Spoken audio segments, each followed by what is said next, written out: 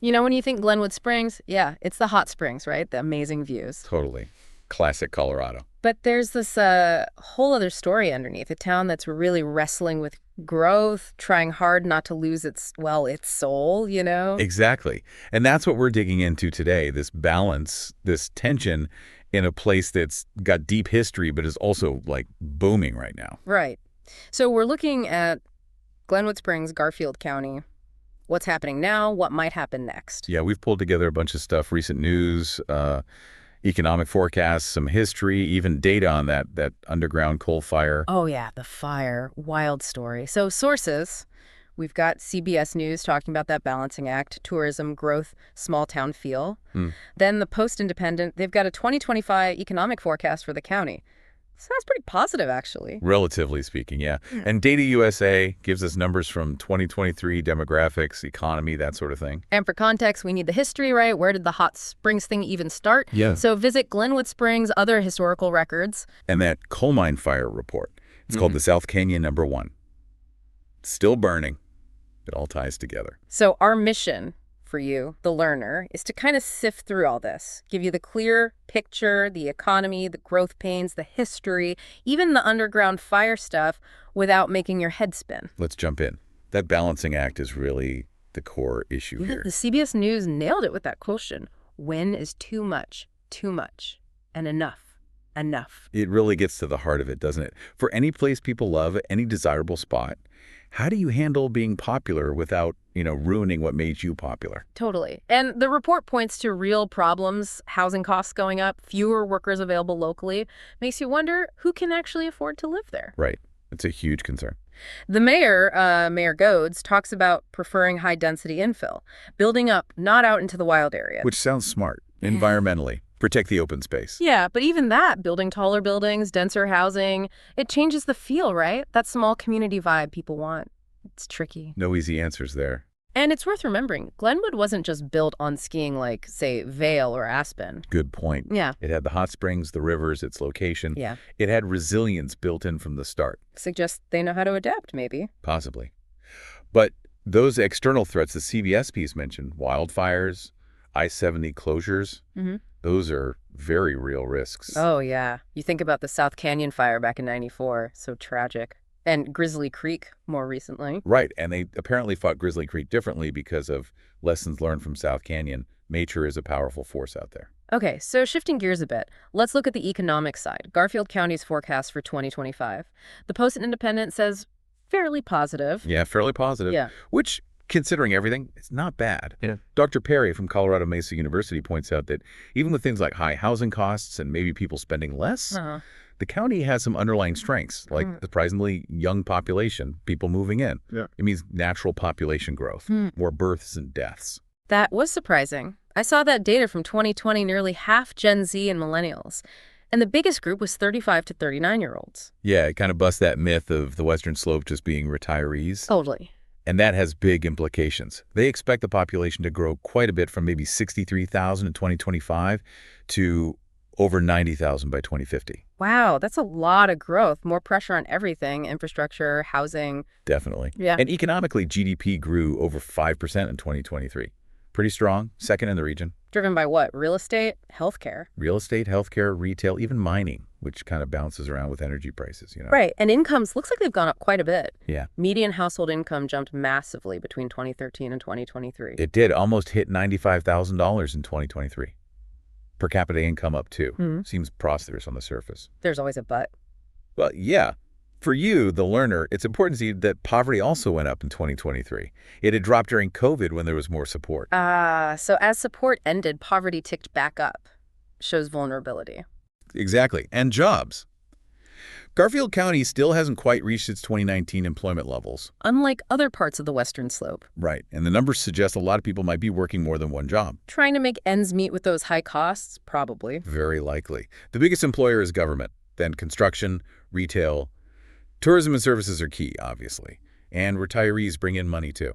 Interesting that more income is flowing into the county now. Maybe commuters, remote workers. Could be. And that real estate market. Man, high prices like $600 median, $900 K average. Bro. But low inventory and few buyers. It sounds like it's just stuck, stalled. Even though it should be a seller's market with low inventory, affordability just hitting a wall. Seems like it. Okay, let's zoom right into Glenwood Springs itself, using that 2023 Data USA info. Okay. Population just over 10,000, growing slightly. Median age 35.7 confirms that younger vibe. Yep. Poverty rate 8.87%, up a bit but below national average. Median household income $87,000, mirroring that county level jump. And property value, median $592,000, up over 11% in 1 year. Oof. Yeah, that's intense pressure. And the diversity, mostly white non-Hispanic, but a really big Hispanic population too, over a third. And quite a few foreign-born residents, more than the U.S. average. It's definitely a mixed community. Which you see in the jobs too. Lots of people working in accommodation, food service, healthcare, construction. Right. Though the highest paying jobs listed were utilities and real estate. Might not be the most common jobs, though. Classic disconnect sometimes. What about commuting?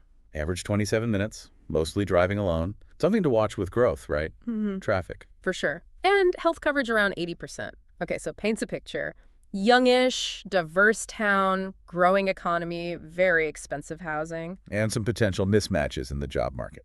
So how did it get this way? Let's rewind. The history. Yeah, you can't understand Glenwood without it. Starts with the Ute people. They knew the hot springs were special, called the big one Yampa. Big medicine. Yeah. So spiritual healing significance. Mount Cypress, too. Absolutely. A very different view from the early settlers, like Cooper and Devereaux. They saw potential. A European-style spa resort. Right, commercializing the big medicine. Pretty much. And Devereaux buying the spring, diverting the whole Grand River to build the pool and bathhouse. That was a massive undertaking. Real ambition. Then the railroads arrived. Big fight between the Denver and Rio Grande and the Colorado Midland. Fierce competition. Yeah. But it cemented Glenwood as a hub. Connected mining, farming, and brought the wealthy tourists for the spa. And the train station's still running. Amtrak stops there. Incredible, isn't it? Shows how vital that connection was and still is. Even the fancy Vista Dome train cars were supposedly inspired by the views in Glenwood Canyon. Wild. And those early days sound colorful. Coal barons like Osgood, outlaws like Doc Holliday and Kid Curry hanging around. Huh? Yeah. And famous visitors, too, like Teddy Roosevelt. Adds to the whole Western legend vibe. Plus things like electric lights early on, roads through the canyon. And it wasn't just for the rich tourists. You mentioned those laundry trains. Miners coming in for services using the hot springs. It served the whole region. Right. It was practical, too. And then how things changed over time. The fancy Hotel Colorado, then a WWII hospital, now more family stuff, adventure parks. That adaptability again. Always finding a new way to draw people in, cater to different needs. But that success, that desirability, it leads back to the cost problem. Expensive place to live. Yep. Cheaper than Aspen or Vail, maybe, but still way above the national average. Makes it tough to keep a diverse workforce.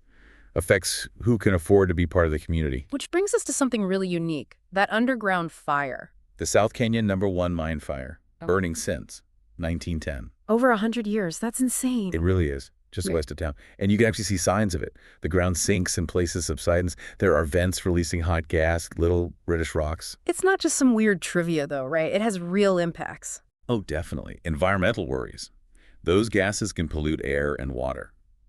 And remember the 2002 coal seam fire. Huge fire. Destroyed homes. Yeah. They think that fire was sparked by a vent from this underground one.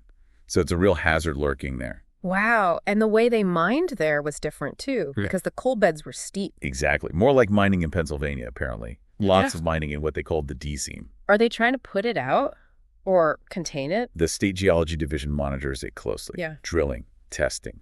But putting out a fire like that, deep underground, in complex terrain, it's incredibly difficult. Maybe impossible with current tech. So those geology field trips, they get to see the vents, the sinking ground, the ash. Yeah, they see the vents temps nearly 200 Fahrenheit, see the subsidence, learn how they sample the gases. It's like a living lab for geology and environmental science. Crazy. So putting it all together, Glenwood Springs is this vibrant place, but it's juggling so much. Growth, history, the environment, and a century-old fire simmering away. Absolutely. The economy looks set to keep growing based on forecasts, but those core challenges, housing, keeping the small town feel they aren't going away. And looking at Glenwood, it really is like a miniature version of what lots of popular places are dealing with, isn't it? It really is. That push and pull, progress versus preservation, opportunity versus challenge, even how the past, like that fire, still shapes the present. Understanding Glenwood helps you see those patterns elsewhere. Yeah, maybe in your own community, or just understanding news from other places. So here's a final thought to chew on. With all these forces acting on Glenwood, the beauty, the economy, the history, the fire, what do you think is the most critical thing for its future? For keeping it sustainable, keeping that unique character? That's a tough one. Preservation, smart growth, community control. Exactly. There's no single right answer, but it's the crucial question they're facing and one many communities will face. Definitely something worth pondering.